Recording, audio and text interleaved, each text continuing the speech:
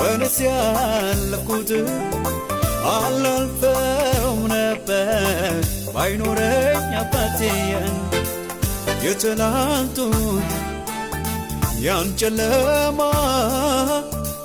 ይገርመኛል እንዴት ጠፋ ሰባት እጥፍ የነደደው እሳት ጠፍቷል ጌታዬ ላመስግን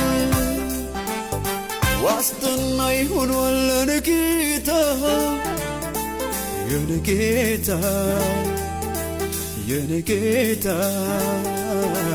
የኔ ጌታ ከለላ ይሆኗል ለኔ ጌታ